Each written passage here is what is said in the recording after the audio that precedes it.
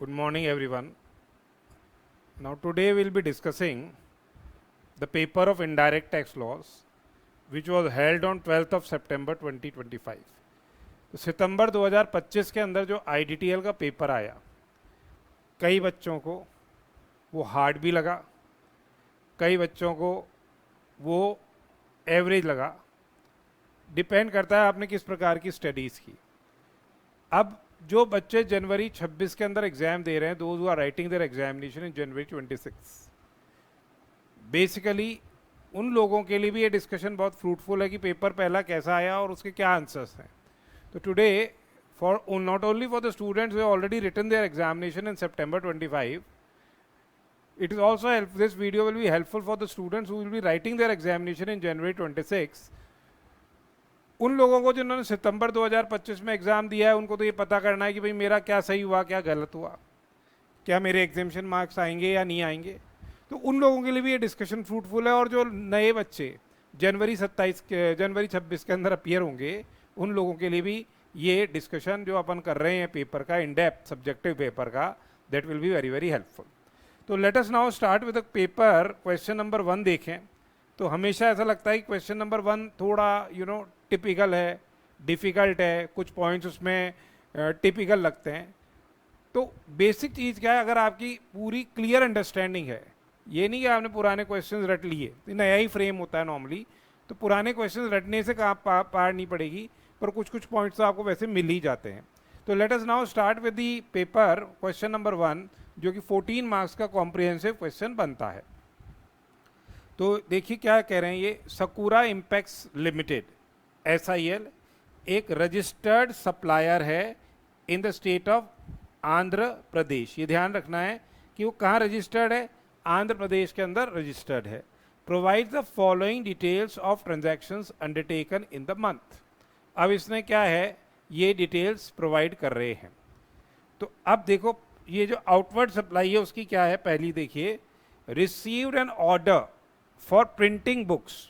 इसको क्या मिला, एक ऑर्डर मिला किताबें प्रिंट करने का, from a publisher who own the content. Publisher is a owner of the content, और उससे इसको किताबें प्रिंट करने का ये ऑर्डर मिला। इसका सर्कुलर अपन ने चैप्टर सप्लाई वाले चैप्टर में पढ़ा था कि यहाँ पे ये एक कंपोजिट सप्लाई है। ये एक क्या है, कंपोजिट सप्लाई है, जहां पे प्रिंसिपल सप्लाई क्या होती है, प्रिंसिपल सप्लाई हो जाएगी सप्लाई ऑफ सर्विस। क्योंकि एक तो ये होता है कि जो एनवलप्स हैं और ये सब चीज़ें बनी बनाई है, और उसमें अगर लोगो प्रिंट करके दिया जा रहा है तो सप्लाई ऑफ गुड्स की एम्बिट में आता है। पर यहाँ content is owned by the publisher and he has provided the content for printing of books, paper, ink and printing activities they were undertaken by SIL. SIL के पास paper, ink और other printing activities हैं, and books were supplied as ordered. तो ये basically principal supply या supply of service है। Printing की supply क्या है, यहाँ पे प्रिंसिपल सप्लाई है। प्रिंटिंग की सप्लाई क्या है, प्रिंसिपल सप्लाई है, ये सप्लाई ऑफ सर्विस बन जाएगा। तो यहाँ पे जो GST की रेट है वो सर्विस की एप्लीकेबल होगी। तो आप नीचे देखो क्वेश्चन के अंदर ये रेट्स दे रखी है इन्होंने GST की, देखिए, except as otherwise provided stated rate of CGST, SGST and IGST are 6%, 6% and 12% respectively for paper and ink, and 9%, 9% and 18% respectively for all other inward and outward supply of goods and or services. तो basically यहाँ पे क्या लगेगा, 18% की GST rate लगेगी services के relation में। अब देखें कि यहाँ पे जो सप्लाई है वो कौन सी सप्लाई है। तो इन क्वेश्चन के अंदर जब तक कि स्पेसिफिकली इन्होंने मेंशन नहीं किया हुआ हो, ठीक है, तो इन्होंने ये बोला हुआ है कि जब तक कि whenever details for determination of place of supply are not given in the question, जहां भी place of supply की डिटेल्स नहीं दे रखी हैं क्वेश्चन के अंदर, it shall be taken as what, an interstate transaction। तो उसको क्या माना जाएगा, इंटरस्टेट ट्रांजैक्शन माना जाएगा। तो बेसिकली यहाँ पे क्या हो गया, ये अपने को बताया नहीं कि कहाँ है प्रिंटर, कहाँ है। तो बेसिकली जो प्रिंटिंग की एक्टिविटी कर रहे हैं हम, जो रेसिपिएंट है सर्विस का, वो कहाँ है वो नहीं बता रखा है। तो इस केस के अंदर ये क्या मानी जाएगी, अब यहाँ लिखा ही है, इसलिए इंटर स्टेट सप्लाई है। ये क्या है, इंटर स्टेट सप्लाई है, और जिसपे क्या लग जाएगा, IGST would be levied on the same, IGST would be levied. एक सेकंड कैलकुलेटर देखता हूँ मैं कहाँ रखा है। तो ये जो 7 लाख रुपए का ट्रांजैक्शन है, ये इंटर स्टेट सप्लाई की एम्बिट में आ रहा है, और इस पर क्या लग जाएगा, सप्लाई ऑफ सर्विस है, 18% की रेट लग जाएगी। The same will be leviable to IGST at rate of 18%, यानी 7 लाख रुपए का 18% IGST लग गया, एंड अमाउंट आ जाएगा आपका 1,26,000 रुपये, 1,26,000 अमाउंट आ जाएगा। देन नंबर 2 देखिए, received rent from GST registered limited company, यानी अपन ने क्या है, रेंटिंग की सर्विस दी है, किसको दी है, रजिस्टर्ड कंपनी को दी है, for use of SIL's commercial building. ये है commercial building at Andhra Pradesh. कहाँ पे लोकेटेड है बिल्डिंग, आंध्र प्रदेश में लोकेटेड है। Use for residential quarters for employees of the tenant of the company. तो पहली बात तो देखो कि ये रेंटिंग ऑफ कॉमर्शियल बिल्डिंग है, भले से वो यूज एज रेजिडेंस हो, पर ये रेंटिंग ऑफ क्या है, कॉमर्शियल बिल्डिंग है। क्या ये रेंटिंग ऑफ कॉमर्शियल बिल्डिंग है। अपन ने एग्जेम्पशन किसके रिलेशन में पढ़ा था, अपन ने रेंटिंग जो रेजिडेंशियल ड्वेलिंग है फॉर यूज एज रेजिडेंस, उसके रिलेशन में अपन ने एग्जेम्पशन पढ़ा था। तो यहाँ एग्जेम्पशन तो अवेलेबल होगा नहीं। Same would be liable to GST, इस पे क्या लग जाएगा, GST लग जाएगा। अब प्लेस ऑफ सप्लाई यहाँ क्या हो जाएगी, लोकेशन ऑफ इमूवेबल प्रॉपर्टी होगी। प्लेस ऑफ सप्लाई क्या हो जाएगी, लोकेशन ऑफ इमूवेबल प्रॉपर्टी हो जाएगी। आंध्र प्रदेश क्या हो जाएगी, बेसिकली यहाँ पे प्लेस ऑफ सप्लाई है। तो यहाँ सप्लायर भी आंध्र प्रदेश में है, प्लेस ऑफ सप्लाई भी आंध्र प्रदेश में है, इसलिए ये इंट्रा स्टेट सप्लाई हो जाएगी। ये इंट्रा स्टेट सप्लाई हो जाएगी, ये इंट्रा स्टेट सप्लाई हो जाएगी। अब यहाँ पे क्या रिवर्स चार्ज मैकेनिज्म लगेगा, या रिवर्स चार्ज मैकेनिज्म नहीं लगेगा, बिकॉज सप्लायर इज बेसिकली क्या, supplier is not unregistered person. Supplier क्या है, रजिस्टर्ड पर्सन है।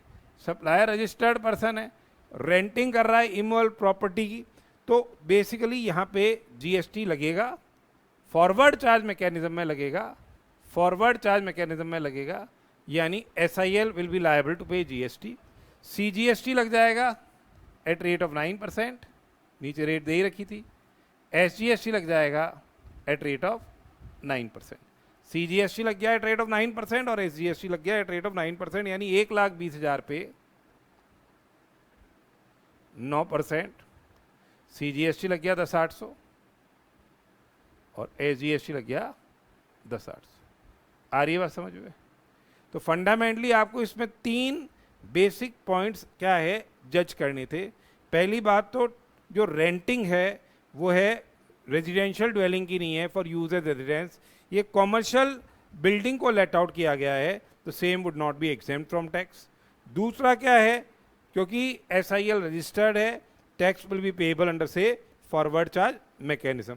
फॉरवर्ड चार्ज मैकेनिज्म में टैक्स लगेगा, रिवर्स चार्ज मैकेनिज्म में टैक्स नहीं लगेगा। SIL को इस पे टैक्स देना है।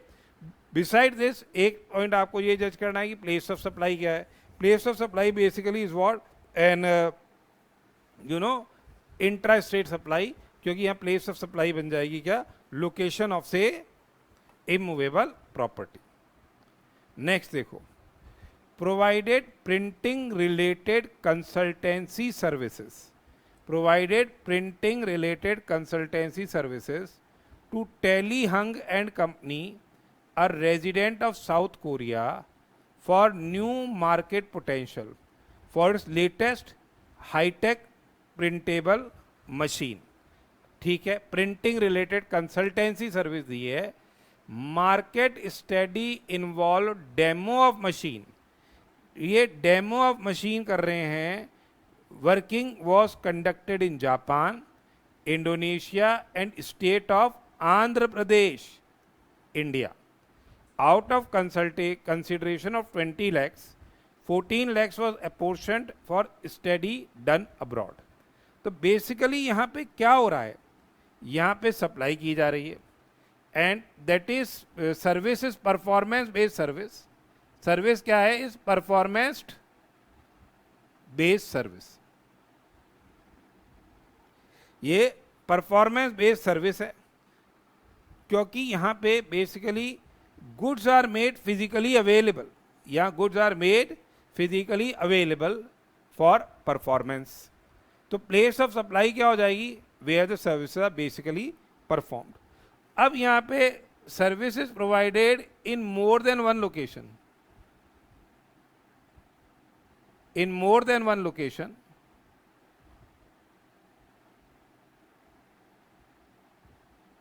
या एक से ज्यादा location including taxable territory.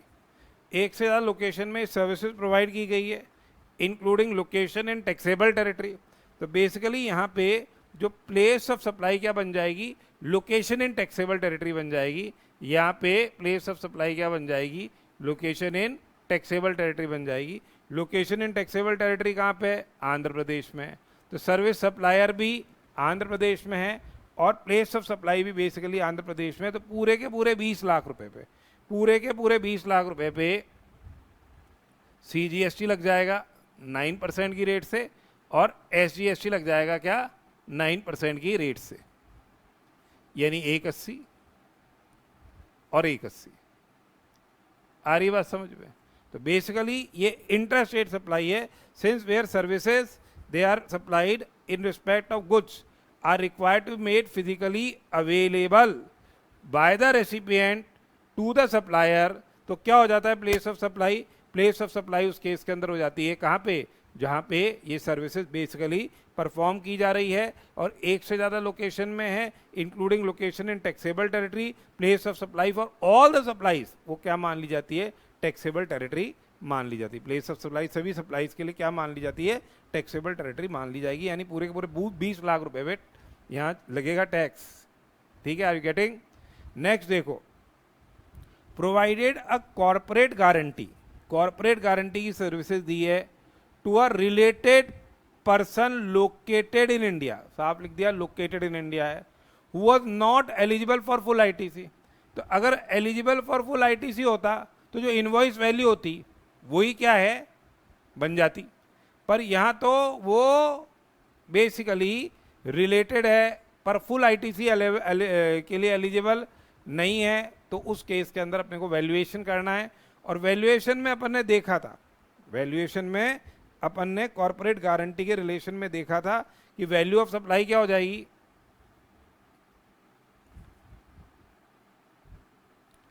Value of supply हो जाएगी 1% per annum of the amount of guarantee जो ऑफर की गई है. अब कितना लोन लिया या नहीं लिया उससे कोई लेना देना नहीं है, जितनी अमाउंट क्या गारंटी का अपन ने ऑफर किया है, लोन एक्चुअल डिसबर्स हुआ नहीं हुआ उससे मतलब ये 1% पर एनम है. ठीक है, जितने भी नंबर ऑफ ईयर्स के लिए है उससे हिसाब से अपने को निकालना पड़ेगा. और द एक्चुअल कंसिडरेशन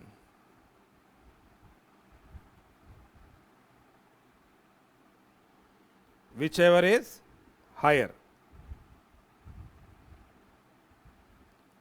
ठीक है, तो अब देखो यहां पे एक्चुअल कंसिडरेशन तो 70,000 रुपए है.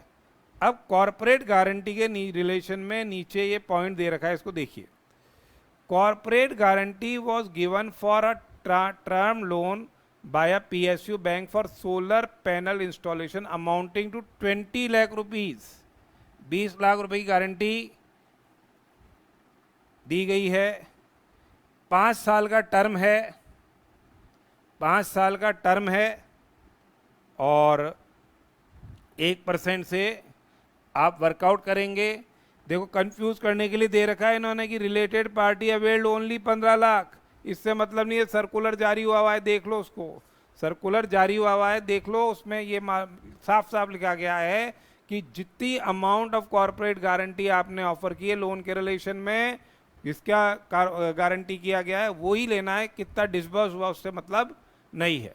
तो यहाँ इसका आ जाएगा ये 20%, 20 लाख का 5%, यानी सॉरी 5 साल इंटू 1%, यानी कितना हो गया ये 1 लाख रुपए हो गया। 1 लाख या एक्चुअल कंसिडरेशन 70,000, जो भी दोनों में से ज़्यादा है। तो 1 लाख रुपए ज़्यादा है, 1 लाख रुपए ज़्यादा है। और इन्होंने बोल ही दिया जहाँ प्लेस ऑफ सप्लाई आप नहीं निकाल पा रहे हैं वहाँ इसको इंटर स्टेट सप्लाई माना जाए, तो 1 लाख का 18% इस पर GST लग जाएगा। 1 लाख का 18%। तो ये पॉइंट अपन ने पक्का था कि इस बार कॉर्पोरेट गारंटी पूछेंगे, तो ये पक्के पॉइंट में से आ रहा है। तो ये अपना डिस्कशन यहाँ पे ये आ गया, ये वाला पॉइंट हो गया। अब देखो, received an advance for supply of services related to footwear sector. जनवरी के महीने में अपने को एडवांस मिला, कितना एडवांस मिला? 1 लाख रुपए का एडवांस अपने को मिला। अब इसके रिलेशन में इन्होंने आगे पॉइंट दे रखा है, वो पढ़िए। Supply of service as well as invoice for footwear supply was made on 14th of February 2025। 14 फरवरी को सर्विस वॉज सप्लाइड, ठीक है, और invoice was issued. There was change in rate of tax from 12% by notification issued in January 25 to 18%। अब अपने को advance मिल गया पहले, एडवांस अपने को मिल गया पहले, और यहाँ पे ये जो क्या नाम से 12% से ये रेट एनहेंस हो गई है 18%। 12% से ये रेट क्या हो गई? एनहेंस हो गई है क्या? 18% ये रेट एनहेंस हो चुकी है। तो जब change in rate of tax की बात आती है, अब यहाँ परिस्थिति क्या है, change in rate of tax के बारे में बात कर रहे हैं, तो जब change in rate of tax के बारे में बात करते हैं तो एक व्यू पॉइंट ये है कि basically change in rate of tax में क्या देखा था अपन ने, जो भी दो इवेंट एक साथ हो गए, ठीक है, उसके हिसाब से अपना क्या हो जाएगा, टाइम ऑफ सप्लाई उसके इसके अंदर जज हो जाएगा, रेट ऑफ टैक्स उस केस में अंदर क्या है, जज हो जाएगी। तो यहाँ पे invoice is issued after change in rate of tax. Invoice बाद में जारी की गई है और सप्लाई भी बाद में हुई है, सप्लाई भी क्या है, बाद में हुई है। तो उस पर्टिकुलर सरकमस्टांस के अंदर ये जो change in rate of tax है, तो change in rate of tax में ये कौन सी रेट लग जाएगी, 18% की रेट लगेगी, पर ये फरवरी के महीने में लगेगी, क्योंकि टाइम ऑफ सप्लाई उस केस के अंदर क्या होएगा, फरवरी के महीने में होगा। दूसरा व्यू पॉइंट ये हो सकता है कि भाई as soon as you receive an advance you are required to pay GST on the services. तो एक बार का तो आपको ये रेट तो आपकी बाद में ही डिटरमाइन होती है, रेट आपकी क्या है उसी सेक्शन 14 से ही डिटरमाइन होगी, 12 और 13 उस पर अप्लाई नहीं होता है, तो उसके हिसाब से रेट निकाली जाती है। और ये कहा जा सकता है कि जनवरी में जब नोटिफिकेशन जारी हो गया और अपन ने ना सर्विस प्रोवाइड की है जनवरी के अंदर, तो उस केस के अंदर फरवरी में ही आप सर्विस दे रहे हो और फरवरी के अंदर ही क्या है आपको ये रेट बढ़ी है, तो उस पर्टिकुलर सरकमस्टेंस के अंदर आप यहाँ पे 12% से GST जमा करा के फिर बाकी डिफरेंशियल GST आगे जमा कराएं। तो ये एक व्यू पॉइंट हो सकता है। अदरवाइज अपन ये भी बोल सकते हैं कि भाई टाइम ऑफ सप्लाई उस केस के अंदर डेट ऑफ इनवॉइस हो जाएगा जो कि फरवरी में जारी किया गया है, और उसी के हिसाब से आपको तब GST जमा कराना होगा। नेक्स्ट देखिए, SIL has purchase machinery. SIL has purchase machinery referred to in serial number 6 above in the month of January at a cost of 6 lakhs excluding GST। ठीक है,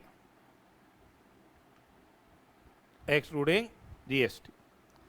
एक मशीन परचेज करी थी जनवरी 24 में, कितने की खरीदी थी? 6 लाख रुपए की खरीदी थी। Since the invoice was also issued on January, ITC was claimed, ITC ले लिया अपन ने। रेट जीएसटी की 18% है, रेट जीएसटी की 18% है।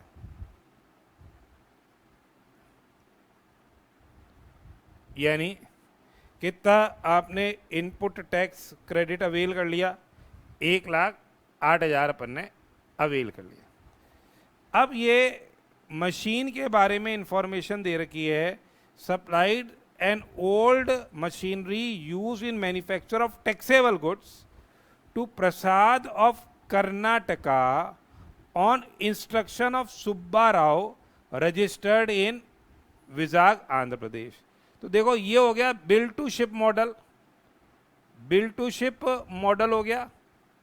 इसमें प्लेस ऑफ सप्लाई क्या हो जाएगी? Location of the registered person जिसके इंस्ट्रक्शन पे ये माल दिया जा रहा है, ठीक है, लोकेशन ऑफ जो भी रजिस्टर्ड पर्सन है जिसके इंस्ट्रक्शन पे ये गुड्स दिए जा रहे हैं आगे। तो यहाँ प्लेस ऑफ सप्लाई हो जाएगी बेसिकली क्या? आंध्र प्रदेश। वैल्यू क्या होगी सेकेंड हैंड गुड्स में? वैल्यू क्या हो जाएगी? एक तो ट्रांजैक्शन वैल्यू हो गई, या जो अपन उसका आप लोगे 4 लाख का से 9% और 9%, 9% CGST, 9% SGST, यानी 36,000। या जो ITC आपने लिया, जो ITC आपने लिया उसको रिवर्स करोगे आप 5% पर क्वार्टर और पार्ट दे रहोगे एंटाइटलमेंट के बाद, पर 5% पर क्वार्टर और पार्ट देयर ऑफ यूज। तो ये अपने हो गया जनवरी 24 से लेके आपने इसको सप्लाई किया है जैन 2025 के अंदर। तो नंबर ऑफ क्वार्टर्स क्या हो गए? यहाँ पे नंबर ऑफ क्वार्टर्स हो गए 5 क्वार्टर हो गए भाई। जनवरी से दिसंबर 24 तो 1 साल का 4 क्वार्टर हो गए, और जनवरी 25 में एक पार्ट देयर ऑफ के हिसाब से 5 क्वार्टर हो गए। तो आपका अवेलमेंट कितना हो गया? ध्यान से देखिए, 1,08,000 इंटू 5% इंटू 5, 1,08,000 इंटू 5% इंटू 5, 27,000 ये अवेलमेंट हो गया। इसमें से घटा दो, 1,08,000 में से 27,000 घटाओ, कितना आ जाएगा? 81,000। 81,000 या तो 81,000 दो, या ये आ रहा है 72,000 विच इज हायर। 81 देना पड़ेगा, यानी 40,500 CGST के दोगे और 40,500 SGST के दोगे। ये मशीन का केस हो गया, ठीक है। 40,500 CGST और 40,500 क्या SGST के यहाँ लायबिलिटी अराइज होगी। अब देखो, ये तो अपनी आउटवर्ड सप्लाई के ट्रांजैक्शंस थे। तो अपनी आउटवर्ड सप्लाई में जो लायबिलिटी अराइज हो रही है, देखो एक बार वो अपन टोटल कर लेंगे। अब इनवर्ड ट्रांजैक्शन में paid consideration to Andhra Pradesh government towards grant of certification relating to safety of workers at workplace as required by local laws। अपन ने देखा था एग्जेम्पशन दे रखा है इसके रिलेशन में। कोई भी आपके जो safety of workers related services government provide कर रही है, the same is what? Exempt from tax. वो क्या हो गई? एग्जेम्प्ट फ्रॉम टैक्स हो गई। तो ये सर्विसेज क्या हो जाएगी? These services would be what? Exempt from tax. तो एग्जेम्प्ट हो गई है, तो ये सर्विसेज क्या हो जाएगी? एग्जेम्प्ट हो जाएगी। तो certification relating to safety of workers as required under law, वो क्या हो रही है? बेसिकली एग्जेम्प्ट है अंडर जीएसटी। तो यहाँ टैक्स एज सच नहीं लगेगा। तो यहाँ अपनी ये बात होके आ गई। अब ये वाला अपन ने पॉइंट डिस्कस कर ही लिया था। Out of total consideration received for printing of books 3 lakh was related to paper and ink. ये सिर्फ कंफ्यूज करने के लिए दिया गया, कंपोजिट सप्लाई है वो। SIL has filed LUT for zero rated supplies to make exports without payment of tax। यहाँ तो पूरी की पूरी place of supply, location and taxable territory हो गई। कॉर्पोरेट गारंटी से रिलेशन हम डिस्कशन कर ही चुके, और ये वाला पॉइंट हम डिस्कस कर ही चुके। तो अब आपके पास मशीनरी वाला पॉइंट हम लोग डिस्कस कर चुके, फिर रेट के बारे में हमारा डिस्कशन हो गया. All amounts are given exclusive of taxes and all the conditions for availing ITC have been complied with subject to the following given above and said ITC was exclusively used for taxable supplies only. तो कोई दिक्कत वाली बात है नहीं, ITC की availability आ नहीं रही है. You are required to compute the net GST liability in cash. तो अब आप यहाँ देख लो CGST, SGST और IGST. दोबारा से तो मैं लिखूंगा नहीं, मुझे अपने पहले नंबर वाले पॉइंट में अपने आ रहा था IGST आ रहा था, और पहला पॉइंट में IGST कितना आ रहा था देख लो, 126 आ रहा था. ठीक है, 126 पहले वाले पॉइंट में आ रहा था. दूसरा वाला पॉइंट था रेजिडेंशियल कॉमर्शियल लेटिंग आउट थी. तो कॉमर्शियल लेटिंग आउट में जो अपना आ रहा था कितना अमाउंट आ रहा था भैया, देखो कॉमर्शियल लेटिंग में 10,800 था, दूसरे वाले पास में 10,800 और 10,800 था. तीसरा पॉइंट देखो, तीसरा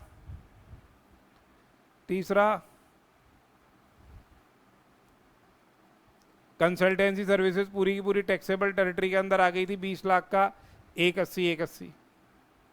तीसरे में 180.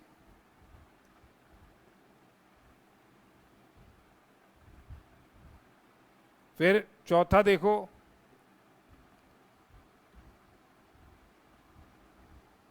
कॉर्पोरेट गारंटी का 1 लाख रुपया आ रहा था शायद, और 1 लाख का अपने को निकालना है ना, 18,000 आ गया था. चौथे में 18,000, चौथे पॉइंट में 18,000 लाइबिलिटी आ रही थी. ठीक है, IGST की. पांचवा पॉइंट क्या था देखो, पांचवा पॉइंट क्या था देखो,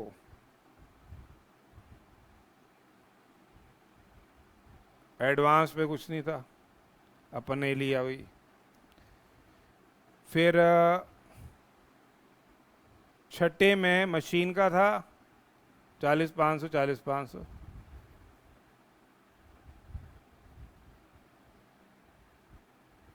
मशीन का था छठे में. और फिर क्या था, सही पॉइंट थे क्या, सही थे. सातवां तो शायद इनवर्ड सप्लाई का ट्रांजैक्शन था. 6 पॉइंट की ये लाइबिलिटी जोड़ लेना, ये आउटवर्ड GST लाइबिलिटी आ जाएगी, कर लो 10,800 प्लस 40,500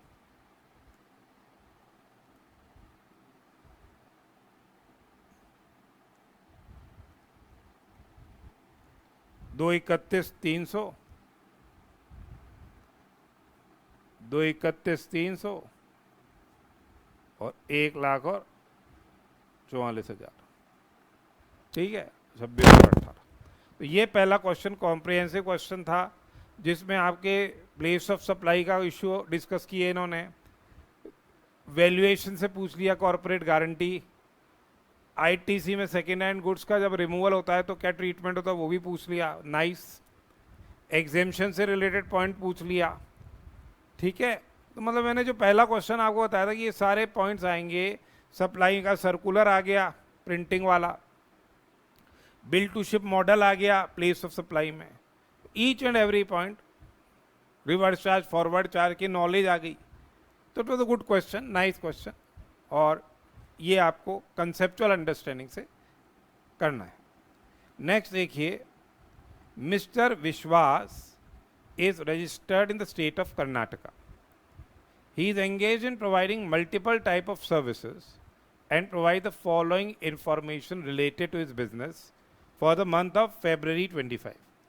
फरवरी 2025 के रिलेशन में इसने ये रजिस्टर्ड पर्सन है और ये इंफॉर्मेशन अपने को दे रहा है. क्या दे रखा है तो देखिए, सबसे पहले तो इन्होंने बताया provided security services to various concerns.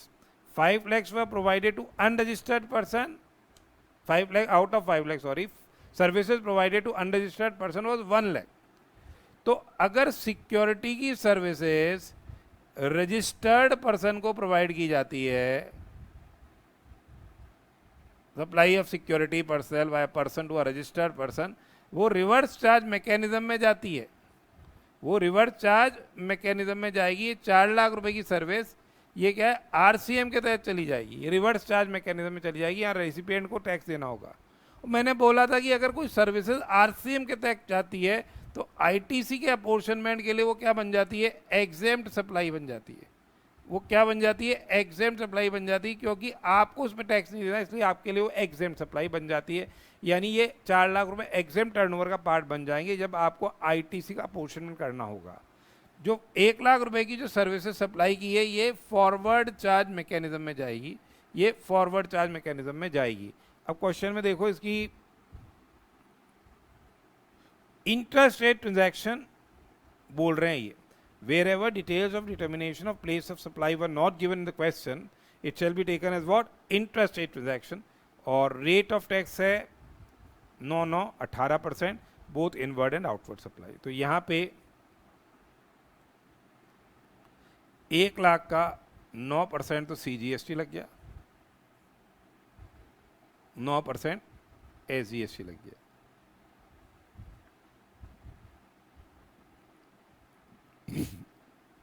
Next देखो, और 4 लाख रुपए आरसी में चले गए।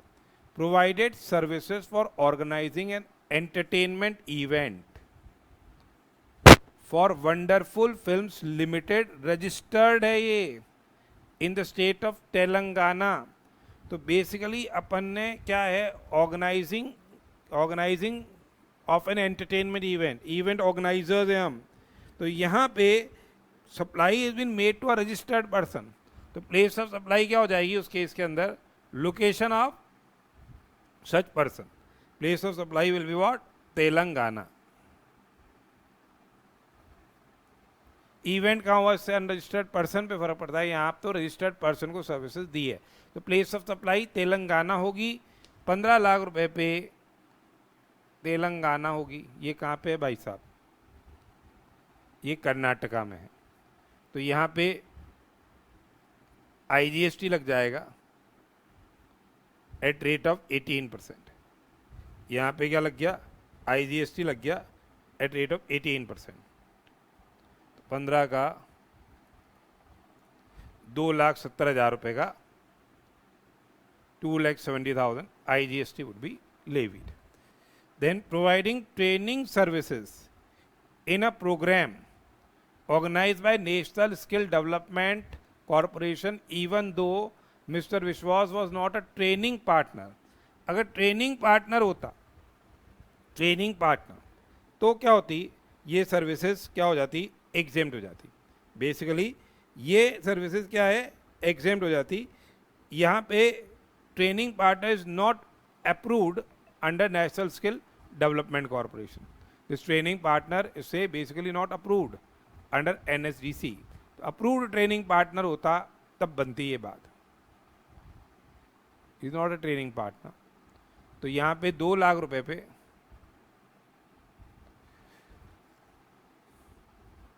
CGST लग जाएगा,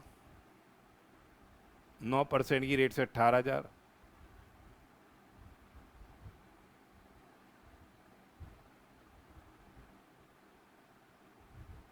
ठीक है।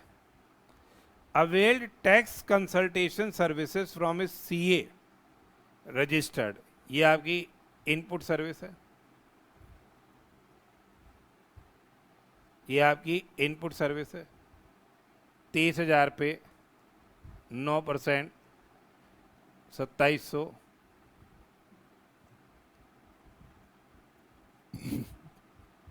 CGST है और SGST है 27। ये इनपुट सर्विस है आपकी, ठीक है। नेक्स्ट देखिए, availed various input services in relation to organization of event in point number B also from registered persons। तो ये फुल्ली टैक्सेबल सप्लाईज के लिए काम में आ रही है।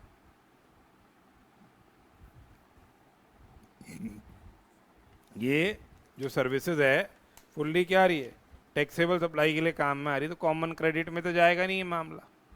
36,000 ये 36,000 ये।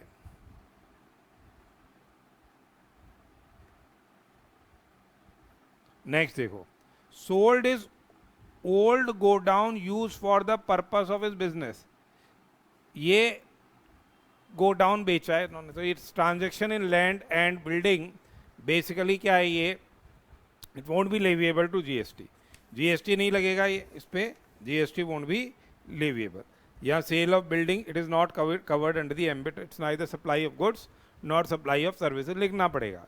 परंतु जहां उन्होंने बोला या स्टैम्प ड्यूटी वैल्यू, ये वैल्यू ऑफ एग्जेम्प्ट सप्लाई हो गई, वैल्यू ऑफ एग्जेम्प्ट सप्लाई की एम्बिट में आ जाएगी स्टैम्प ड्यूटी वैल्यू, यानी 14 लाख रुपए। आईटीसी रिवर्सल की जब बात करेंगे अपन। अब आगे देखो, imported consultation services from his business in course of his business from father in law in Australia. Father in law is not coming under the ambit of related person, ठीक है। From unrelated person without consideration, without consideration and valued at 120. So since same is not received from related person, ये related person तो मिली ही नहीं है, तो ये क्या हो जाएगा, taxability will not arise, same will not be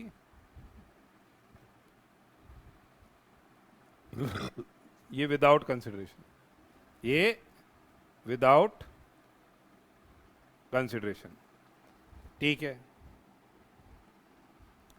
अब ये कह रहे हैं, तो अपन आउटपुट टैक्स लायबिलिटी देखें।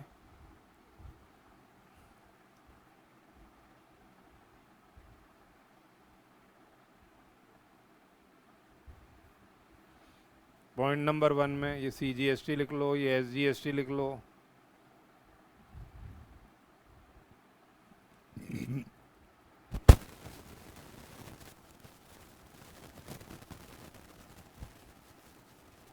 नौ हजार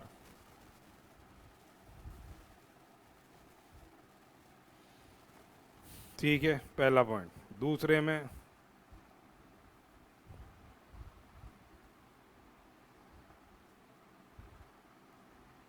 $270,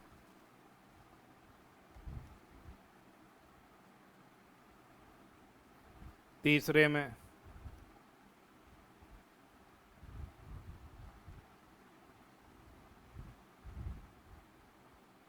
18,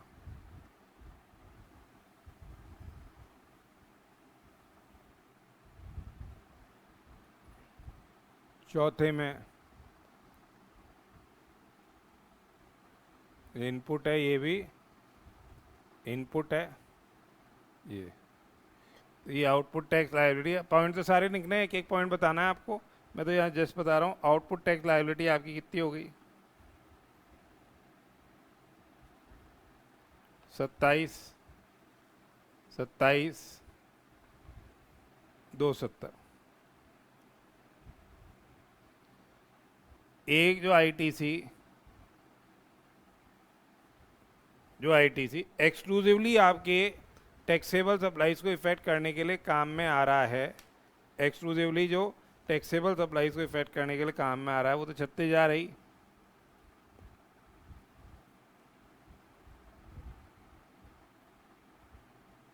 ठीक है।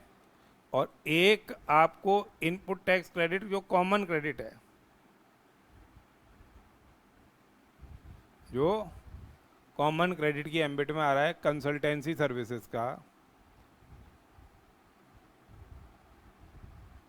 2727, ये 2700 है, ठीक है। इसमें से वैल्यू ऑफ आपकी एग्जेम्प्ट सप्लाई हो गई, वो कितनी हो गई, 18 लाख हो गई। 18 लाख कैसे, सेल ऑफ लैंड तो हो गई एसडीवी, 14 लाख तो वो थी, और 4 लाख जो आरसीएम के तहत सप्लाई थी, जिसमें रिवर्स चार्ज में रेसिपिएंट को टैक्स देना है, फर्स्ट वाली सिक्योरिटी सर्विसेज 4 ही तो थी, 5 में से 4 वो चली गई थी, 18 लाख हो गई। टोटल आउटवर्ड सप्लाई देखो कितना है टोटल टर्नओवर आपका। तो ये टोटल टर्नओवर अगर आप देखोगे तो 5 लाख प्लस 15 लाख, ये 15 और 5 20 और 2 22, ये इनपुट थी, ये भी इनपुट थी, प्लस 14 36 लाख हो गई है। तो ये 36 लाख हो गई। तो ITC attributable to exempt supply क्या हो जाएगा? 2700 में से आधा कितना हो गया? 1350। यहाँ भी 2700 में से 1350, ये ITC attributable to exempt supply हो गया। ठीक है, तो अब आपके देखो जो एक तरह से जो ITC eligible for set of है वो कितना हो गया? 36,000 प्लस 2700 माइनस 1350, 37350 तो इसका हो गया और 37350 इसका हो गया। This is the ITC which is eligible for से सेट ऑफ। ठीक है, तो सीजीएसटी का जो क्रेडिट है, सीजीएसटी काम में लेने के बाद आईजीएसटी के लिए यूज कर लिया जाएगा। तो ये 10,350 यहाँ काम में आ जाएगा, यहाँ भी 10,350 काम में आ गया। कैलकुलेशन देख लेना, क्योंकि 27,000 था वो आउटपुट, इसमें से 37 था, तो 10,350 उधर उधर हो गया। तो ये तो नील हो गया, ये नील हो गया। और यहाँ पे कितना आ गया भैया? देखो अब आउटपुट टैक्स था आपका 270 माइनस 10,350 माइनस 10,350 इक्वल टू 249,300। 249,300 मिला लेना, कैलकुलेशन एक बार देख लेना। तो ये आपको अमाउंट है जो कि आपको इलेक्ट्रॉनिक कैश लेजर के माध्यम से क्या है जमा कराना पड़ेगा। This is the amount deposited through E cash ledger. तो इसमें बेसिकली आपने ये देखा, क्या देखा कि ये जो क्वेश्चन इन्होंने ड्राफ्ट किया इसके अंदर आपके एक तो RCM forward charge reverse charge का समझ में आ गया, एक प्लेस ऑफ सप्लाई से रिलेटेड इशू आ गया, एक आपके एग्जेम्पशन से रिलेटेड इशू आ गया, एक आपके आईटीसी में कॉमन क्रेडिट से रिलेटेड इशू आ गया और उसके रिवर्सल्स का भी आ गया। तो काफ़ी अच्छा क्वेश्चन ये मार्क्स इन्होंने ड्राफ्ट किया 10 मार्क्स का। नेक्स्ट क्वेश्चन देखिए, ये 4 नंबर का है। ABT limited provided the following details for one of its recent transactions of import of machine through vessel. किससे है ये? जहाज से है ये, फ्रॉम जापान, सी से है, मतलब इन जनवरी 2025। अब ये कह रहा है cost up to the port of exportation incurred 5 lakh Japanese yen. ठीक है, loading charges at port of exportation 15,000 है yen, freight charges from port of export to port of India 1,15,000 है, and actual insurance charges paid to the place of importation है 20,000 Japanese येन। और फिर additional इन्होंने information दे रखी है, design charges paid to consultancy firm in New Delhi which was necessary for machine. तो अपन ने क्या बोला था? अपन ने ये बोला था कि जो इंजीनियरिंग वर्क है, डेवलपमेंट वर्क है, आर्ट वर्क है, डिज़ाइन वर्क है, undertaken elsewhere than in India, ठीक है, यही क्या है इंक्लूड किया जाएगा। तो बेसिकली जब the same has been undertaken in India it won't be included, तो same will not be includable, ये इंक्लूड आप नहीं करोगे। Design work undertaken elsewhere than in India which are supplied by the buyer free of charge or reduced cost for use in connection with production and sale for export of imported goods. ठीक है, तो अब ये देखो, next देखो, commission paid not buying commission to the local agent. तो commission will be what, included in the value. Commission क्या हो जाएगा, वैल्यूएशन के अंदर क्या है, इंक्लूड कर लिया जाएगा. पर यही बाइंग कमीशन होता, यही क्या होता, बाइंग कमीशन होता, the same would not be included. ठीक है, अब यहां पे दे रखा है, क्या कैलकुलेट करा रहे हैं, यू असेसेबल वैल्यू निकालनी है एंड बेसिक कस्टम ड्यूटी निकालनी है. ठीक है, अब बेसिकली बिल ऑफ एंट्री और entry inwards whichever is later, custom duty की रेट लगती है बिल ऑफ एंट्री या entry inwards whichever is later. तो 15% की रेट से कस्टम ड्यूटी लगेगा, 15% की रेट से बेसिक कस्टम ड्यूटी लगेगा. और exchange rate will always be of the date of presentation of bill of entry as notified by CBIC. Exchange rate हमेशा as notified by CBIC on the date of presentation of क्या, bill of entry रहेगा. ठीक है, exchange rate. तो अगर अपन यहाँ पे देखते हैं, यहाँ पे देखें, बेसिकली इसको अगर आप कन्वर्ट करोगे 5 lakh into cost of up to the port 0.65 था, ये आ गया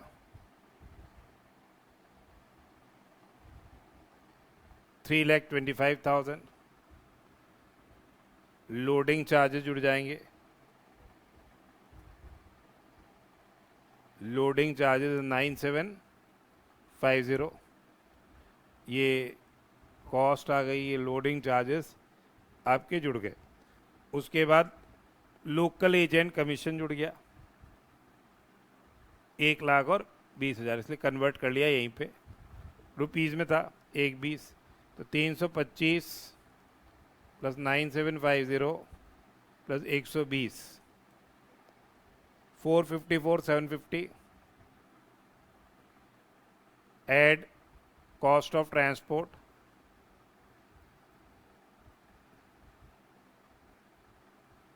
फ्रॉम पोर्ट टू पोर्ट 115.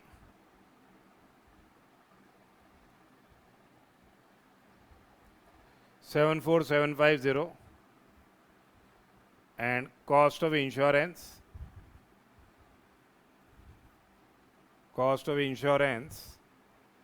13,000. ये एक तरह से आपकी आ गई CIF वैल्यू.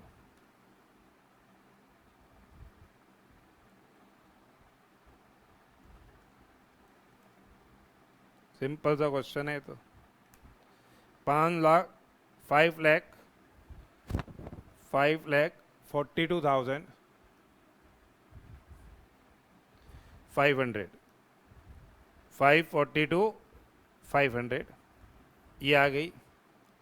ठीक है, और कस्टम ड्यूटी की रेट अपन ने बताई है 15% लग जाएगी. Basic custom duty will be levied at rate of 15%.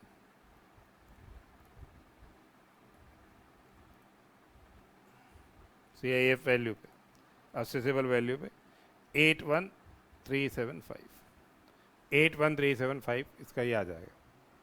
Simple सा क्वेश्चन है. Then examine the following independent scenarios, independent है, and answer the questions given there on.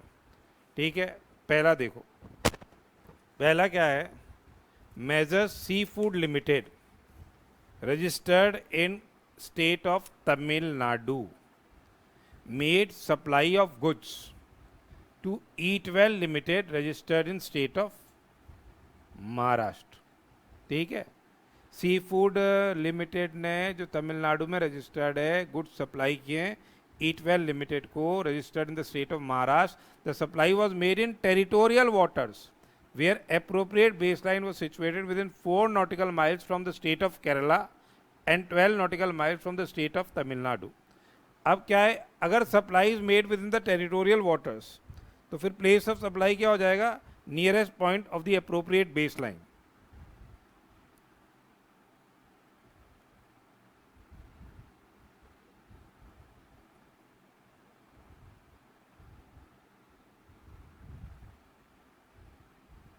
जो कोस्टल स्टेट है, तो यहाँ पे Kerala will be the place of supply. Place of supply यहाँ पे क्या हो जाएगी, केरला बन जाएगी प्लेस ऑफ सप्लाई। आपको प्लेस ऑफ सप्लाई निकालना।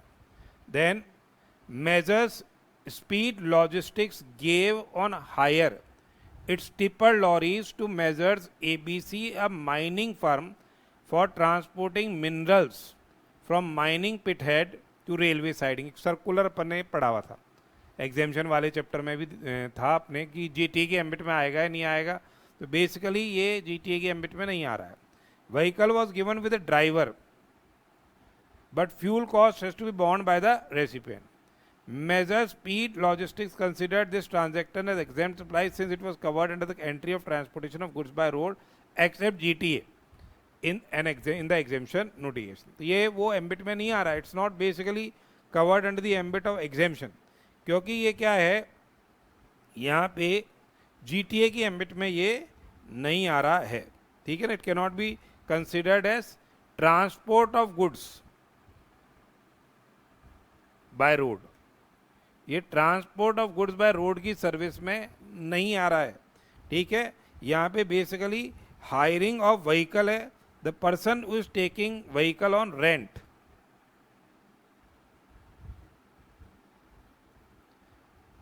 ये जिसने हायर पे लिया है वही व्यक्ति डिफाइन कर रहा है how when and how the vehicles will be operated, he will determine the schedule and other operational considerations. ये अपन एक सर्कुलर में पढ़ा था। तो बेसिकली ये क्या है, this won't be covered under the ambit of GTA and will not be entitled for the benefit of the exemption. ठीक है, तो person giving vehicle on rent with operators for the purpose specified period of time can not be considered as supplying service of transport of goods by road. ये क्या कर रहा है, renting of transport vehicle की service है with operator. Basically ये क्या है, रेंटिंग ऑफ ट्रांसपोर्ट सर्विस है, व्हीकल है मतलब विद ऑपरेटर। तो ये कोई transport of goods by road नहीं है, exemption will not be available in this case. तो यहाँ पे कोई एग्जेम्पशन अवेलेबल नहीं होगा। जो भी सर्विसेज प्रोवाइड की जा रही है स्पीड लॉजिस्टिक्स के द्वारा, वो क्या होगी, टैक्सेबिलिटी के एम्बिट में आई। ठीक है, तो ये एग्जेम्पशन वाले चैप्टर में कवर किया हुआ था अपन ने। नेक्स्ट देखिए, mister messrs Murthy and Sons Limited MSL is dealing in property business and registered under GST since 2021 in Bengaluru, Karnataka, having turnover of 2 crores in financial year 23-24। पिछले फाइनेंशियल ईयर का turnover भी दे रखा है। MSL has taken legal consultancy services from Mr. Sachin, a junior advocate, on 10th of December 2024। यानी इसने क्या है, advocate से लीगल सर्विस ली है। तो यहाँ पे एडवोकेट लीगल सर्विस दे रहा है, किसको दे रहा है, रजिस्टर्ड पर्सन को। और रजिस्टर्ड पर्सन का टर्नओवर इन प्रीसीडिंग FY, जो प्रीसीडिंग फाइनेंशियल ईयर 23-24 हो गया, इसके लिए प्रीसीडिंग फाइनेंशियल ईयर, वो थ्रेशोल्ड लिमिट से ज़्यादा है, वो थ्रेशोल्ड लिमिट से ज़्यादा है। तो ये सर्विस हो गई टैक्सेबल, सर्विस हो गई टैक्सेबल, और ये सर्विस टैक्सेबल हो गई, और टैक्सेबल होगी रिवर्स चार्ज मैकेनिज्म में। This service will be taxable under से रिवर्स चार्ज मैकेनिज्म। ठीक है, MSL paid 80,000 for services on 18th of February। अब RC में टैक्स लगेगा। 18th of February को MSL ने ये पेमेंट कर दिया, and the whole transaction entered in books, और डेट ऑफ पेमेंट भी यही है, और date of entry in books भी यही है। ठीक है, in this case you are required to determine time of supply of service निकालने की बात कह रहे हैं ये, provided by mister Sachin to MSL in the following independent situations for purpose of payment of tax and GST law with explanations। अब अपन ने ये अमेंडमेंट पढ़ा था कि अगर कोई अनरजिस्टर्ड पर्सन है, वो सर्विसेज दे रहा है, किसको, RCM वाली सर्विसेज, अनरजिस्टर्ड पर्सन, ठीक है, अनरजिस्टर्ड पर्सन सर्विसेज दे रहा है, जो कि रिवर्स चार्ज मैकेनिज्म के अंदर जा रही है। तो टाइम ऑफ सप्लाई में इस बार अमेंडमेंट आ गया था। क्या थी बेसिकली टाइम ऑफ सप्लाई? बोल रहा क्या है कि what will be the time of supply. Time of supply एक तो हो गया डेट ऑफ पेमेंट पढ़ा था अपन ने, एक था date of issuance of 60 days, यानी 61st day from date of invoice. जब इनवॉइस कौन जारी कर रहा है? सप्लायर जारी कर रहा है। और अगर इनवॉइस सप्लायर जारी नहीं कर रहा है तो फिर क्या है? डेट ऑफ इनवॉइस है जो अनरजिस्टर्ड पर्सन से मिल रही है सर्विसेज, तो date of invoice by the recipient, by the recipient, by the recipient in case invoice is issued by recipient. यही तो पढ़ा था। तो अब यहां पे डेट ऑफ पेमेंट पहली बात, और date of invoice by the recipient whichever से अर्लियर। तो डेट ऑफ पेमेंट आ रही है यहाँ पे कब? 18 फरवरी। 8 जनवरी इस केस के अंदर क्या हो जाएगी? पहले केस में 8 जनवरी 2025, 8 जनवरी 2025 फर्स्ट केस के अंदर टाइम ऑफ सप्लाई बन जाएगी। अनरजिस्टर्ड पर्सन है, इनवॉइस इशूड बाय मूर्ति है, और 13 जनवरी 25। तो 13 जनवरी 25 और 18 फरवरी 25। तो दूसरे वाले केस के अंदर भी, दूसरे वाले केस के अंदर भी क्या हो जाएगा? 13 जनवरी 25 हो जाएगी। तीसरा वाला केस देखो, अनरजिस्टर्ड पर्सन है सचिन, इनवॉइस इसने जारी नहीं करी है, नो इनवॉइस इज इशूड, दोनों ने इनवॉइस जारी नहीं की है। तो अगर दोनों ने ही इनवॉइस जारी नहीं करी है तो it is not possible to determine the time of supply. ऊपर वाले प्रोविजनों से पॉइंट टाइम ऑफ सप्लाई यदि आप नहीं डिटरमाइन कर पा रहे हैं, यदि आप उस केस में टाइम ऑफ सप्लाई नहीं डिटरमाइन कर रहे हैं, तो date of entry in books of accounts, date of entry in books of accounts ये बन जाएगी time of supply by the recipient. तो date of entry in books of accounts क्या है? डेट ऑफ पेमेंट वाली डेट ऑफ एंट्री है, उसी दिन बोला ना, 18 फरवरी 2025 बन जाएगी। 1 2 3 18 फरवरी 2025 हो जाएगी, ठीक है। और रजिस्टर्ड पर्सन है तो फिर क्या हो जाएगा उस केस के अंदर? 61st day from the date of invoice और date of payment whichever earlier. 61st day from date of invoice, इससे 61st डे निकाल लो,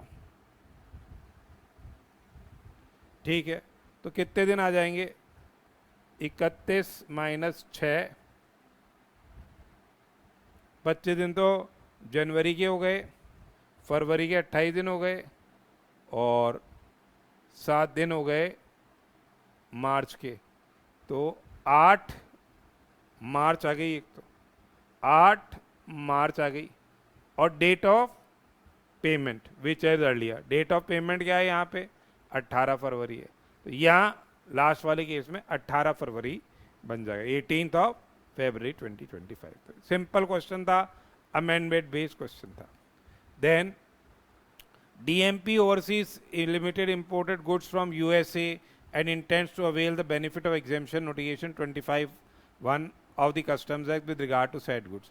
However, since it does not have a manufacturing facility, it need to send the goods to job worker, third party, ठीक है। The accountant of DMP overseas advised that as per customs, import of goods at concessional rate of duty as for specified end use rules 2022, DMP is not permitted to send the goods to third party। ये गलत है। तो ये तो theoretical question था, basically आपको issue elaborate करके बताना था। तो ये goods can be sent for job work directly also, they are basically permitted, ठीक है, to send the imported goods to job worker। तो अकाउंटेंट का जो व्यू है वो करेक्ट नहीं है। और लीगल प्रोविजंस भी इन्होंने बोले, तो आप एक बार वो रूल को, जो रूल्स हैं इनको गो थ्रू कर लेना। बेसिकली थ्योरेटिकल क्वेश्चन है, जॉब वर्कर के पास भेजना है, you have to maintain the records, job worker को वापस से माल रिटर्न करना है, जॉब वर्कर को भी डिटेल में रिकॉर्ड्स मेंटेन करके रखने पड़ेंगे। अपना जो रिमूवल होगा under cover of invoice and e-way bill वगैरह, ये सब चीज़ें उसमें दे रखी थी, एक बार गो थ्रू कर लेना। अपन प्रैक्टिकल क्वेश्चंस पे ज़्यादा फोकस करें, बेसिक चीज़ ये है। Then Sequel and company filed GST return under section 39 for the month of December 24 with a delay of 73 days। delay इन्होंने ऑलरेडी दे रखी है। Total tax paid in the set return वो 60,000, 60,000 रुपये का टैक्स पे किया है। 40,000 वो set of from credit ledger and balance 20,000 E cash ledger से पे किया है। ये क्रेडिट था, ये कैश। ई कैश लेजर है 6,000 बैलेंस, तो अपन ने अभी अमेंडमेंट पढ़ा था कि अगर शुरुआत से ही ये बैलेंस पड़ा हुआ है, ये ऑलरेडी पड़ा हुआ है, ठीक है, तो ये भी आपके क्या इसके ऊपर इंटरेस्ट लेविएबल नहीं होगा। तो अब ये कह रहे हैं कि interest payable under 50 subsection 1 of the CGST act in respect of delayed payment of tax bye seagull. तो यहाँ अपना एक तो है कि भाई डिमांड के कारण से या शो कॉज नोटिस आने के बाद तो टोटल जो ITC और कैश एलिमेंट है दोनों का ही इंटरेस्ट लगता है, अदरवाइज सिर्फ क्या है whatever in levy through cash ledger you will be required to pay interest on the same. तो बेसिकली यहाँ ये 6,000 का बैलेंस शुरुआत से था, तो ये भी रिड्यूस हो जाएगा, यानी 14,000 रुपये पे आपको इंटरेस्ट देना पड़ जाएगा eight rate of 18% per annum for 73 days. इस केस के अंदर ये अमेंडमेंट था रूल के अंदर, आप देख लीजिएगा। दूसरा है suppose if all the facts remain same except the said return was filed after issuance of notice under 74A, determine interest if any payable under 50 subsection 1। तो ये issuance of SCN आ गया, तो टोटल आपका जो टैक्स इंटरेस्ट पूरे amount पे लगेगा। ITC का बेनिफिट इसमें नहीं मिलेगा, पर 60,000 रुपये ये है आपका लाइबिलिटी। 6,000 का अपने पास शुरुआत से बैलेंस था वो घटा दो, 6,000 का शुरुआत से बैलेंस था वो घटा दो, यानी आपको किस अमाउंट पे देना पड़ जाएगा, ये 56,000 रुपीज़ पे, 54,000 रुपीज़ पे बेसिकली 18% से 73 डेज का आपको ये इंटरेस्ट कैलकुलेट कर लेना, ठीक है। 54,000 पे 73 डेज का 18% से आप कैलकुलेट कर लेना। CGST और SGST में बाइफरकेट कर देना। फिर कह रहा है comment and discuss the explanations the validity of below 5 below statements with reference to the provisions of registration। Registration से रिलेटेड प्रोविजंस के बारे में बात कर रहे हैं under GST law. Discuss with the explanation. Registration chapter से क्वेश्चन बनाया गया है। पहला देखिए, there is no need of registration of all at all if a person is engage in supply of services intrastate या interstate only through an e-commerce operator. तो basically क्या कह रहे हैं कि यहाँ पे ये सेम स्टेटमेंट वैसे तो अपन ने देखा था कि in case e-commerce operator section 24 में बताया गया you need to obtain a compulsory registration. कौन से हुआ required to collect tax at source, पर उसके एक्सेप्शंस दे रखे हैं कि अगर उन पर्सनस का aggregate turnover basically financial year they are exempt from obtaining say notified supply, they are also exempt from the compulsory registration। तो ये देख लीजिएगा, there is no requirement of physical verification of business premises। तो यहाँ पे दोनों चीज़ों के बारे में बता रखा है कि ये भी स्टेटमेंट अगर अपन देखें तो पार्शियली ही वैलिड है। Physical verification of the premises even after grant of registration also they can carry out the physical verification and prior to grant of registration अगर person fails to undergo Aadhaar authentication तो वहाँ भी क्या हो जाता है, physical verification होगा premises का, और फिर ही आपको क्या है रजिस्ट्रेशन क्या है ग्रांट किया जाएगा। तो ये दोनों के बारे में आपको इस बार अमेंडमेंट भी था, पिछली बार उसका लिखना है। Then there is no requirement to provide details of bank account at time of application for registration. अपन ये बोल सकते हैं ये वैलिड है, इनिशियली आपको देनी नहीं है, पर within 30 days of the grant of registration या before furnishing the details of से आउटवर्ड सप्लाईज इन GSTR 1 या फिर by using invoice furnishing facility, आपको क्या है जो भी दोनों में से पहले होगा आपको क्या है अपना बैंक अकाउंट डिटेल उनको देना पड़ेगा। Basically the relaxation is not available to whom the tax deductors and tax collectors or say suo motu registration, basically for them this relaxation is not available. Then next देख लो, ये तो theoretical है, एक बार नेक्स्ट देखिए practical question focus करें। Veronica a UK citizen age 17 years, अब इसमें ध्यान रखो ये 17 साल का ही है, और visited India on tourist visa, tourist purposes के लिए आया है ऑन 1st ऑफ February, मतलब आई है on 1st of February 25, and she has brought the following with her visit. Travel souvenirs ये एग्जाम रहेंगे। लैपटॉप ये टैक्सेबल हो जाएगा सिंस ये 17 ईयर्स का है, इसलिए 17 ईयर्स की है, इसलिए ये टैक्सेबल हो जाएगा। अदर आर्टिकल्स टैक्सेबिलिटी के एम्बिट में आ रहे हैं, तो बहुत ही सिंपल सा है। 40,000, 75,000, 1 लाख और 15,000, इसमें से आप जनरल फ्री अलाउंस टूरिस्ट का लेस कर दो। 1 लाख रुपए पे आपके वैल्यू निकालनी है, 1 लाख रुपए पे कस्टम ड्यूटी आपकी लगेगी, ठीक है। नेक्स्ट देखिए, messrs Balaji electronics private limited Chennai Tamil Nadu handed over certain goods to transporter messrs super fast roadways on 15th of December 24 to be delivered to Measures Anna Electronics in Vellore, Tamil Nadu, amounting rupees 3 lakhs, जिस पे 18% की rate से GST लगना है। The proper officer intercepted the vehicle under 68 in transit and seize the goods on 16th of December। उन्होंने रोक लिया, normal course में रोकते रहते हैं, तो रोक लिया और बोला सीज कर दिए goods. No one came forward to release the consignment till 31st of December 24, कोई आगे नहीं आया। And proper officer issued a penalty order, penalty जारी कर दी under 129(3) of the act. Measures Balaji Electronics Limited did not admit the entire penalty amount specified in the order and hence filed an appeal to the appellate authority against the order। पूरा penalty admit नहीं किया और appeal में गया है against the order. अब यहाँ कह रहा है फ्रॉम दी अबव इंफॉर्मेशन आपको निकालना है प्री डिपॉजिट का amount required for filing the appeal. तो पेनल्टी केस में आपने देखा था, अगर 129 की पेनल्टी है तो 25% प्री डिपॉजिट रहता है, 25% of the amount of penalty. तो अब इसमें पहले पेनल्टी निकालो, पेनल्टी कितनी लग जाएगी। If owner does not come forward,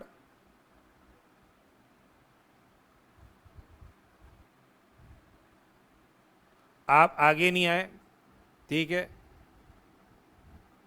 तो पेनल्टी पेएबल क्या हो जाएगी, 50% of value of goods and से 200% ऑफ टैक्स पेएबल, जो भी दोनों में से ज़्यादा है। वैल्यू ऑफ गुड्स कितनी है भैया, 3 लाख का 50% यानी 1.5 लाख CGST एक्ट में, और 200% of the tax payable, tax payable कितना हो गया, 3 लाख का 9% इंटू 200%, 2 टाइम्स 54,000, जो भी दोनों में से ज़्यादा है, यानी आपको पेनल्टी लग गई 1,50,000 CGST में एंड 1,50,000 SGST में। अब आपको कहाँ जाना है, अपील में जाना है, तो आपको कितना डिपॉजिट कराना पड़ जाएगा, 25%, 1.5 लाख का 25%, 37,500 CGST में प्री डिपॉजिट होगा, 37,500 SGST प्री डिपॉजिट होगा while filing appeal to the appellate authority. Next देखो, the amount to be paid by super fast roadways for release of the conveyance. अपन ने देखा था 129 में, अगर आपको क्या है कन्वेयंस को रिलीज कराना है तो क्या अमाउंट देना पड़ेगा, जो भी पेनल्टी 129(3) में लगी, या 1 लाख रुपए, या 1 लाख रुपए विच इज लेस, ये अमाउंट आपको देना होगा। तो कितना देना होगा, 1 लाख रुपए, 1.5 लाख लग रहा है ना उधर, तो 1 लाख रुपए आपको देना होगा।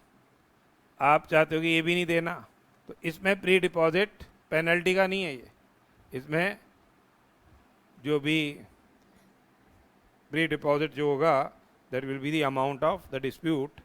पेनल्टी का जो है 1 लाख रुपए आपको यहाँ पे बेसिकली क्या है जमा कराना होगा, 1 लाख रुपए CGST में और 1 लाख रुपए क्या SGST के अंदर। तो ये पेनल्टी भी निकालवा रहा है और आपसे प्री डिपॉजिट भी निकलवा रहा है। नेक्स्ट देखो, ट्रू एंड कंपनी फर्म है, इसने GST रिटर्न जनवरी का पढ़ा and said return tax was short paid inadvertently due to mistake committed by in the filing of return. Due date of filing the annual return for the financial year 24-25 है। Firm asks you your opinion with regard to legal provisions. तो देखो यहाँ पे ये भी SCN से related है, ये अमेंडमेंट था और 100% इस बार आने वाला था, तो आना ही था ये। तो क्या लेटेस्ट डेट है by of issuance of the show cause notice? अपन ने पढ़ लिया था जो शो कॉज नोटिस है the same will be issued within 42 months from the due date of furnishing the annual return for the relevant financial year for which the short payment relates. तो इस case के अंदर क्या हो जाएगा, जो 31/12/2025 से 42 महीने यानी 4 साल हो गए, 31/12/2029 यानी 30/6/2029 तक आपके ऊपर SCN आ सकता है 74A का। What is the time limit to pass the order? ये भी अमेंडमेंट आया था कि भाई टाइम लिमिट रहेगी 12 months from date of SCN, जिसका कि एक्सटेंशन हो सकता है 6 months का, इसका एक्सटेंशन हो सकता है 6 months का। And what would be our answer in point number 1 and 2 in case the reason for short payment results in wilful misstatement? तो इस बार तो शो कॉज नोटिस चाहे एक्सटेंडेड पीरियड और वो वाला तो बात रही नहीं, आंसर वही रहेगा जो ऊपर था, वही आंसर रहेगा।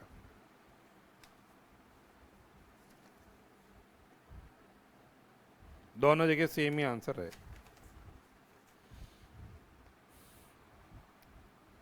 फिर 26A of the Customs Act provides import duty paid on clearance of imported goods for home consumption capable of being easily identified shall be refunded by person on whose behalf the duty was paid subject to fulfillment of certain conditions। अपने को 26A के बारे में पूछ लिया कि भाई basically आपने कोई गुड्स इंपोर्ट किए, ठीक है, और वो आप वापस से री एक्सपोर्ट करते हो, the goods are found defective या not as per the agreed specification, या उसको आप टाइटल को डिस्ट्रॉय कर देते हो, मतलब गुड्स को डिस्ट्रॉय कर देते हो, टाइटल को रेलिंक्विश कर देते हो, आपको इंपोर्ट ड्यूटी जो आपने दी थी उसका रिफंड मिल जाएगा। ये जो भी एक्सपोर्ट करना है, रेलिंक्विशमेंट करना है, डिस्ट्रक्शन करना है, वो 30 दिन के अंदर करना है from the date of order of clearance of the imported goods. इसका एक्सटेंशन फर्दर 3 months हो सकता है। Offence must not have been committed in respect of the goods, goods must not have been repaired etcetera. सिर्फ उतना देखना है कि तो ये यूजेबल है, यानी उतने एक्सटेंड तक वर्क कर सकते हो। They are not to be worked upon or repaired or used after importation except to discover the defects etcetera. तो ये सब चीज़ें आपको इसमें थ्योरेटिकल था, लिखना था। फिर ये अपन ने शॉर्ट क्वेश्चन में दिया ही था, इस बार मोस्ट इंपॉर्टेंट था ही 112 का कि भाई क्या सरकमस्टांसेस हैं जहाँ एडिशनल एविडेंसेस ये लोग एडमिट कर सकते हैं। तो इनिशियली अगर एडजुडिकेटिंग अथॉरिटी या एपिलेट अथॉरिटी ने रिफ्यूज़ किया हो टू एडमिट द एविडेंस, तब वो किया जा सकता है। आपको बोला गया you are called upon to produce the evidence but you are prevented by sufficient cause for not presenting the evidence, तो नॉट प्रोड्यूसिंग द एविडेंस, तो भी फिर अपन एडिशनल एविडेंसेस क्या है आगे दे सकते हैं। And order appealed against was passed without giving assessee the opportunity of being appellant opportunity of being heard। फिर वही है कि भाई जो भी एडिशनल एविडेंस उन्होंने एक्सेप्ट करेंगे तो डिपार्टमेंट वाले उसको, जो भी अदर पार्टी है उसको क्या है क्रॉस एग्जामिन करेगी, रिब्यूट कर सकती है any evidence which has been brought on record. तो ये सब उसके बारे में आपको लिखना था। Then section 160 provides assessment proceedings shall not be invalid on certain grounds. तो जैसे section 292 B direct tax laws में है, वैसे यहाँ भी दे रखा है कि भाई चाहे असेसमेंट हो, रीअसेसमेंट हो, एडजुडिकेशन हो, रिव्यू हो, रिवीजन हो, अपील हो, रेक्टिएशन हो, नोटिस है, समन्स है, अदर प्रोसीडिंग्स है, they won't be invalid merely by reasons of any mistake, defect or omission there. ये theoretical question है, और इन substance अगर सब सही है तो that won't be regarded as a defect. Commencement of audit का मतलब क्या है? The date on which the records they are called by the authorities, या date of actual institution of the audit. ख़त्म कब हो जाती है ये audit? 3 महीने के अंदर उसको basically complete करना है, which can be further extended for 6 months from the date of commencement of audit. 65 में अपन ने पढ़ा था. फिर ये theoretical question denied entity list का पूछ लिया FTP में. अगर आपका समय होता है तो आप कर सकते थे कि भाई डिनाइड एंटिटी लिस्ट के अंदर regional authority can place any entity अंदर से डिनाइड एंटिटी लिस्ट, एंड वहाँ रिफ्यूज़ल हो जाएगा for renewal of grant of licence या ऑथराइजेशन या सर्टिफिकेट या स्क्रिप्ट. जो भी स्क्रिप्ट वगैरह है उसका रिन्यूअल नहीं होगा जब तक कि जो भी नो की एक्सपोर्ट ओब्लिगेशंस की वायलेशन है उसको वापस से फुलफिल नहीं कर दिया हो या पेनल्टी एक्सेट्रा नहीं पे कर दिया. थ्योरेटिकल क्वेश्चंस थे, स्पेसिफिक आंसर्स होंगे तभी वहाँ नंबर मिलते हैं. जनरलाइज्ड आंसर्स पे कोई नंबर नहीं मिलते. This was our total discussion relating to the in depth discussion of the subjective paper of the this IDT सितंबर 25 में. जो बच्चे जनवरी 26 के अंदर एग्ज़ाम कर रहे हैं उन लोगों को अभी से ही तैयारी करनी चालू कर दो.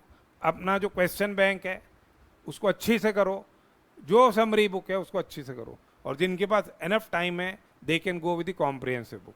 उसके अलावा आप MCQs के को की ई बुक परचेज करके MCQs को करो. तो ये जो इतने इंडिपेंडेंट MCQs हैं उससे ही बेसिकली क्या है, ये सारे केस सिनेरियो बेस्ड MCQs बनते हैं. So all the best to the students will be writing their examination in January 26. अभी आपको पता चल गया कि इस तरह का पेपर पैटर्न है, इस तरह की क्वेश्चंस बनते हैं. उसी तरह से फोकस करके आपको इन डेप्थ स्टडी करनी है. अच्छी से एग्जाम में write with working notes answer लिखने हैं तो definitely will pass the exam with the flying colours. All the best for the students who will be writing their exam in January 26.